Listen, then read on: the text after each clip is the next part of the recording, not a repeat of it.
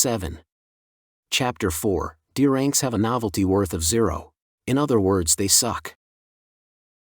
Hello, Iruka, anything exciting lined up for us today? If anything, Iruka's smile was just as enthusiastic as the one Kakashi was wearing beneath his mask. Enough that you can pick your favorite one, he replied, beaming at the emotionless expressions he was getting from the 3 genin in front of his raised desk. We need a fence painted, a warehouse organized, litter picked up, and... He paused for dramatic effect. Babysitting. You suck, Iruka-sensei, said Naruto flatly. Karma's a female dog, Naruto, Iruka said bluntly, face decidedly smug. Maybe in your next life you won't prank people so much and have some respect for a formal education. Much to everyone's silent amusement, Naruto groaned loudly, hands grabbing his hair in aggravation as he slumped to the floor. Sensei, isn't there anything else we could do? Sakura asked, her voice somewhat strained. They had, after all, done nothing but deer ranks all week. For a day, as a matter of fact. We've done over 20 missions already. 20. Sakura was almost beside herself with irritation. They'd barely done half that last time and they'd gone to enter the damn Chunin exams right after. Months later. This Kakashi was crazy. I'm sorry, Sakura, even though your team has an excellent record so far, you haven't been together long enough to qualify something outside of the village, Iruka explained, much more willing to talk to one of his best and most attentive students. What about something inside the village then? Asked Sasuke, pushing his annoyance away with a sigh. There must be something more challenging than painting people's fences. Well... Iruka paused to give Kakashi a silent question to which the man shrugged apathetically. I suppose I do have something you could do.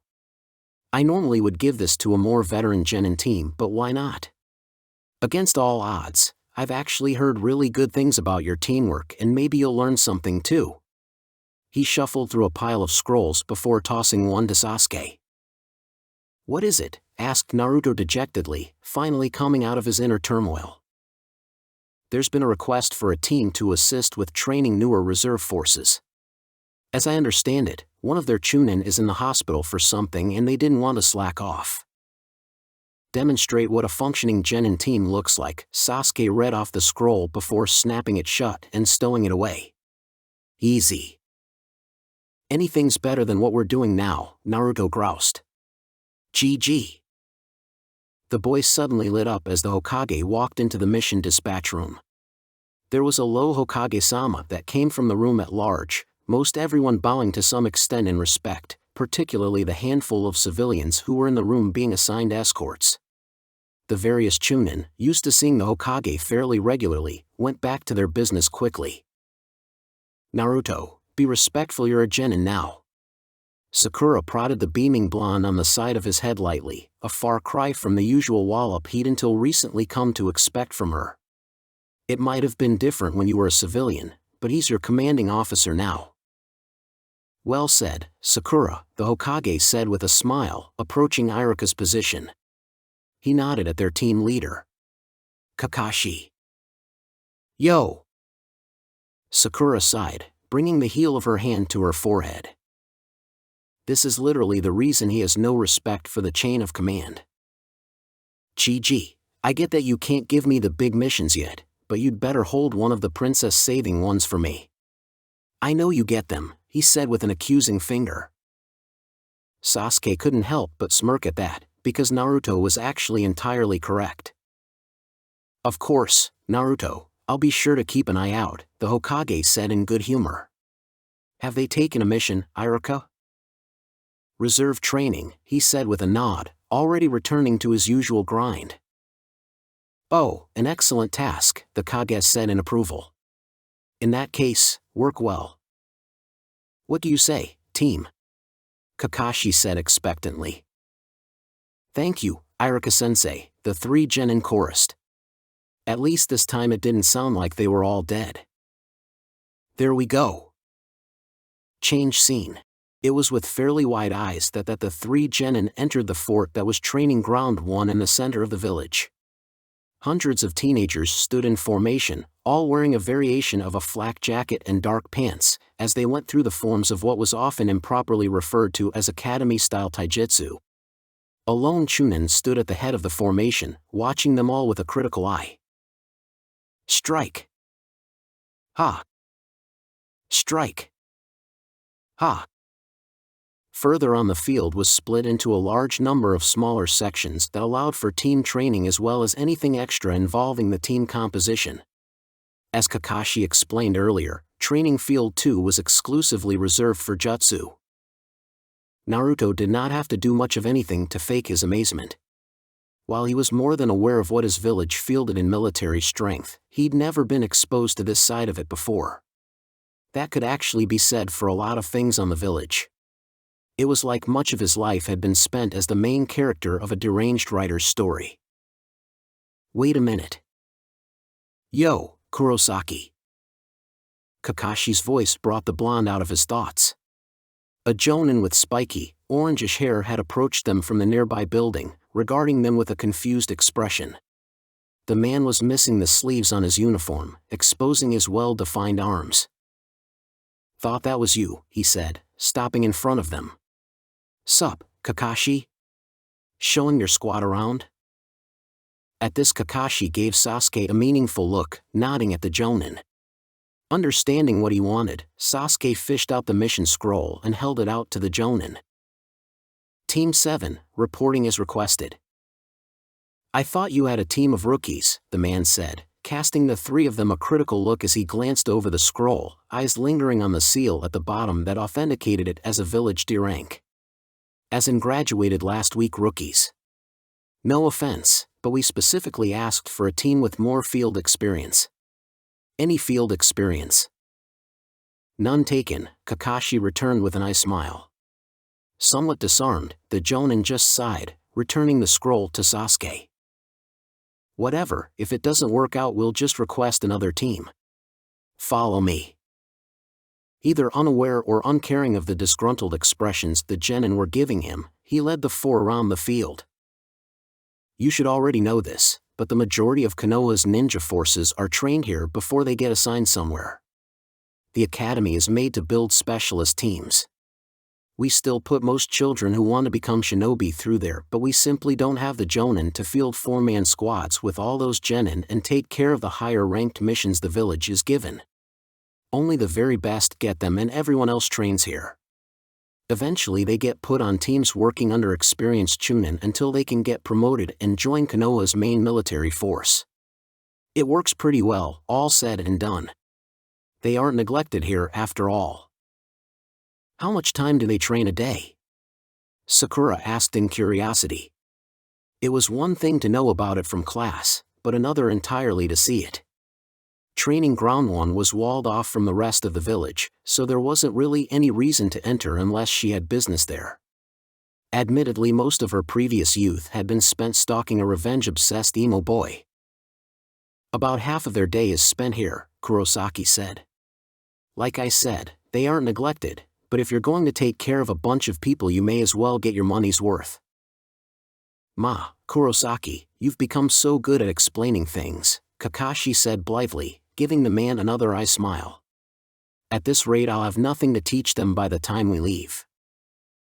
You guys must have terrible luck, getting this guy as a sensei, Kurosaki said to the three genin, ignoring the one-eyed man. He's just gotten worse since we were kids if you ask me. At least back then he was kind of serious. I don't know, he's only kind of late and reads porn all the time, said Sakura after some thought.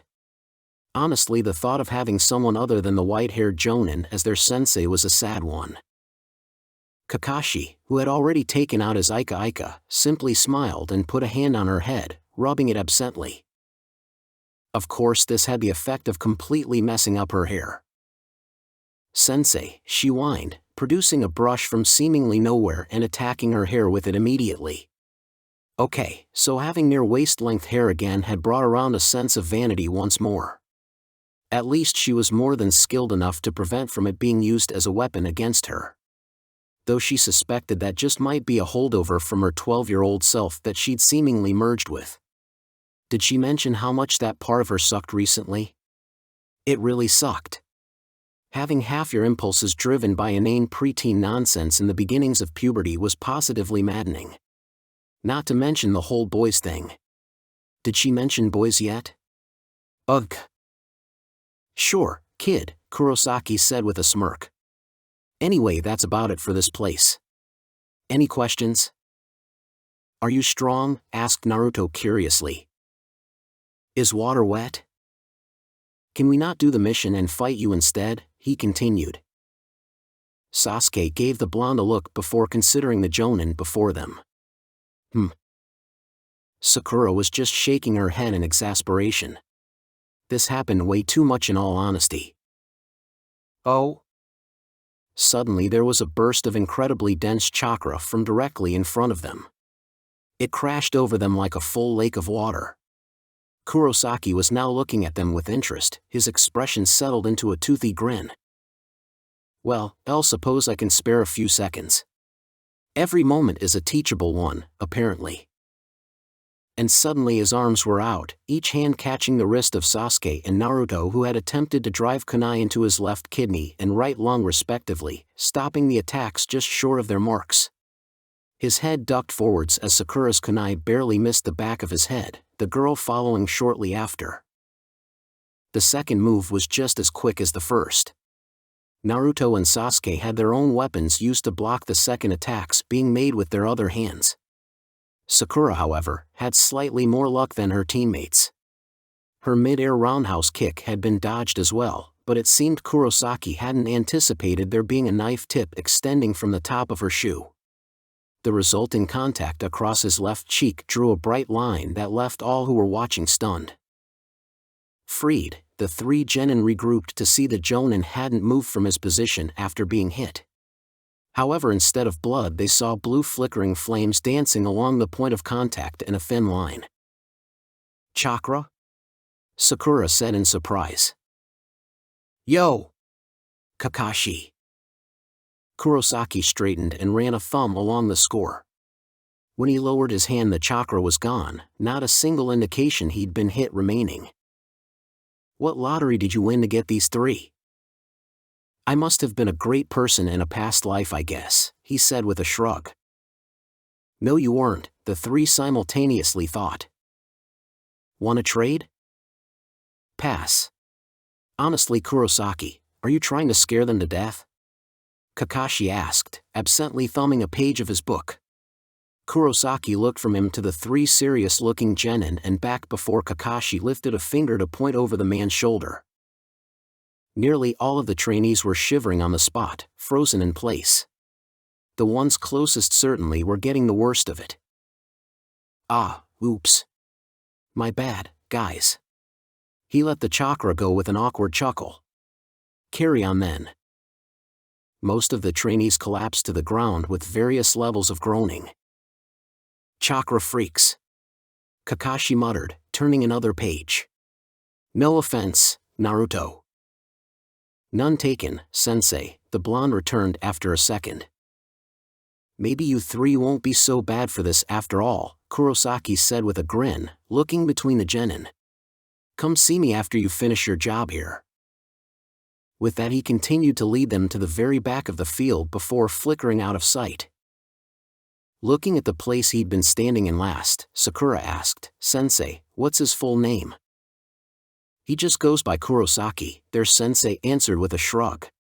We're not allowed to talk about it. Sasuke just shook his head. Whatever, let's get to work. Change scene. You've got to be kidding me. Of the 30 or so genin who were there to work with Team 7, one was pointing directly to Naruto with a dull expression. You actually got on a team? How the hell does my life suck so much? Oh, didn't see you there, said Naruto in surprise. Hey Taki. It's Takashi. My bad. Naruto scratched a whiskered cheek. Turning away from the despairing ninja to the chunin of the group he continued, anyway, we're Team 7. Sasuke? Here, he said, holding out the mission scroll. Thanks for coming, the chunin said with a nod, taking it and putting it in his pocket. let me explain to you what's going to happen while you're here. These genin, he jerked his thumb at the assembled group, have been recently promoted and are soon going to be put into squads of 3 like you already are. However, they'll need to show they are ready for that to happen, and one aspect of that is showing they can operate successfully on a team in different situations. Makes sense, Sakura said with a nod. She pointed at the amassed group of new genin. Did you want us to fight them all? No, we want them to watch you in action and reflect on what they're seeing. Your team will need to recover a package from a facility. The 3 members of Team 7 traded surprised looks. Do you think Iruka-sensei knew that before he gave us the mission? Naruto posed. Not likely. Sasuke gave the Chunin a satisfied grin. When do we get started? The Uchiha caught a scroll that was suddenly thrown at him. Now. Genin, report to the viewing room. One last thing, Team 7. As the group hustled away, the Chunin regraded them impassively. Don't destroy any cameras you find. That is how we will be watching your progress. Everything else is fair game. And with that the Chunin vanished in a swirl of leaves. Change scene. Hataki-san, shouldn't you be out there with them? Kakashi looked up from his book. One of the genin from the viewing group was giving him a curious look, mirrored by those around her. Why do you ask? Well, as the sensei of Team 7, wouldn't you help guide them for missions? She continued. We would be working with our Chunin captain in the same situation. Well, to be honest, they told me I could relax up here. They're such great kids, he said with a nice smile. What he means is that they don't need him in the slightest. The genin strained to attention at the sound of the new voice. Kurosaki Taishu. Relax, kids, just here to watch, said the jonin, waving their salutes away with a hand. He looked up at the large screen against the far wall, split into dozens of smaller sections for each security camera. We recording this? Of course, Taicho, said one of the chunin posted at the station. Good, this should be entertaining. Kakashi's book snapped shut, drawing all eyes to him. What did you do?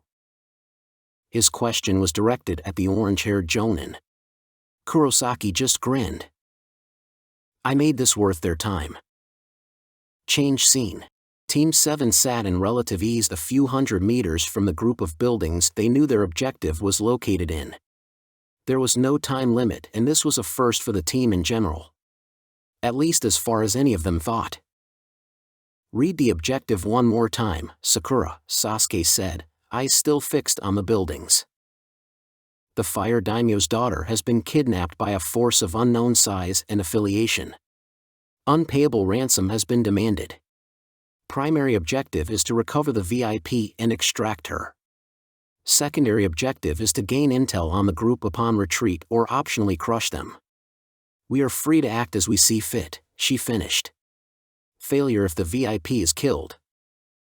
I know I'm usually fired up about this kind of stuff, but would a team of genin ever get this kind of a mission? Naruto asked, already knowing exactly what the answer to his question was. Definitely not, Sasuke said, shaking his head. This stinks. The daimyo's daughter? Derank my ass. I agree. I know we told Kakashi-sensei to go, but we could have used him, Sakura said with a long breath. Why couldn't they just get a regular C-rank mission like normal advanced genin teams? Where was her wave mission, damn it? Doesn't matter. Naruto, there are going to be times that we'll need to do stuff without him. Is there a description of the target? Sakura showed them both a detailed color sketch of an attractive young woman with long hair and a kimono. Not the prettiest princess I've seen, but still cute, Naruto mused. There are a number of problems we have facing us, she said as the two memorized her appearance.